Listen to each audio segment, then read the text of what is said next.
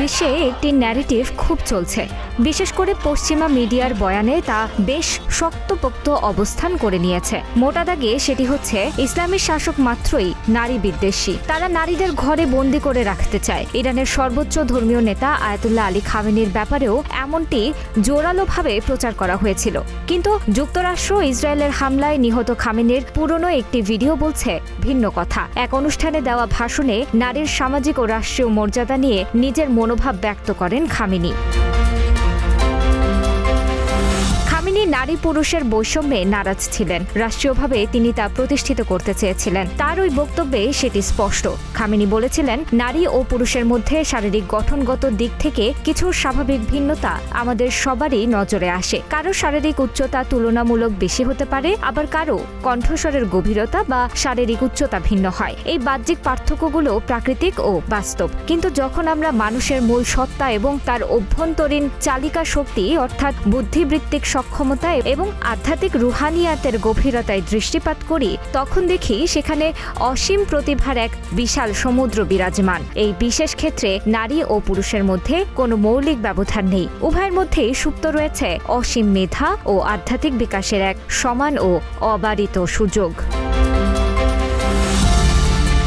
Khamenei বিশ্বাস করতেন, জ্ঞানের প্রতিটি শাখায় এবং বিজ্ঞানের উচ্চতর গবেষণার ময়দানে নারী ও পুরুষ উভয়ই সমানভাবে প্রতিযোগিতা করার অধিকার ও সামর্থ্য রাখে। তার ভাষ্য, এটি ভাবার কোনো অবকাশ নেই যে উচ্চমার্গের জ্ঞান বা পাণ্ডিত্য কেবল পুরুষদের জন্যই বরাদ্দ। ইতিহাসের বাঁকে বাঁকে আমরা এমন অনেক মহীয়সী নারীর সন্ধান পাই, যারা সমকালীন বিশ্বে বড় মাপের পণ্ডিত, বিজ্ঞানী এবং উচ্চ পর্যায়ের বিশেষজ্ঞ হিসেবে নিজেদের প্রতিষ্ঠিত করেছিলেন। বর্তমান যুগে সেই অগ্রযাত্রা আরও অভাবনীয়ভাবে বৃদ্ধি পেয়েছে। আজ আধুনিক বিশ্ববিদ্যালয় থেকে শুরু করে ধর্মীয় উচ্চশিক্ষা কেন্দ্রগুলোতে পূর্বের তুলনায় শত শত গুণ বেশি নারীর সক্রিয় ও সফল উপস্থিতি আমরা দেখতে পাচ্ছি, যা তাদের অদম্য বুদ্ধিবৃত্তিক সক্ষমতারই উজ্জ্বল প্রতিফলন। খামেনি পশ্চিমা সমালোচনা এড়াতে বক্তব্যটি দেন। রাষ্ট্র পরিচালনায় তিনি নারীকে অবারিত সুযোগ দিয়ে তা প্রমাণ করেছেন।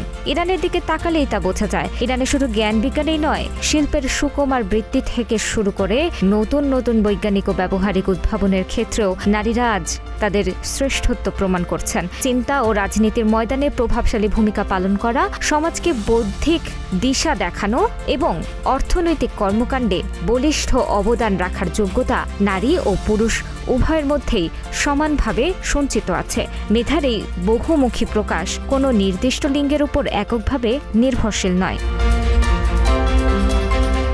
এই অসীম সম্ভাবনার কারণেই একজন নারী সমাজের বিভিন্ন গুরুত্বপূর্ণ অঙ্গনে পদচারণা করার পূর্ণ যোগ্যতা রাখেন। শুধু তাই নয়, বিশেষ বিশেষ ক্ষেত্রে দেশ ও জাতির প্রয়োজনে নারীদের এই অংশগ্রহণ কেবল সম্ভবই নয়, বরং অপরিহার্য বা আবশ্যক হয়ে পড়ে। যখন একটি সমাজের নারীরা তাদের বুদ্ধিবৃত্তিক উদ্ভাবনী এবং রাজনৈতিক শক্তিকে সঠিক উপায়ে কাজে লাগান, তখনই সেই সমাজ প্রকৃত সমৃদ্ধির পথে এগিয়ে যায়। অতএব নারী ও পুরুষের এই সম্মিলিত মেধা ও আধ্যাত্মিকতার বিকাশই একটি ভারসাম্যপূর্ণ বা জ্ঞানভিত্তিক সমাজ গঠনের মূল চাবিকাঠি। আর এমনটি মনে প্রাণে বিশ্বাস করতেন খামেনি।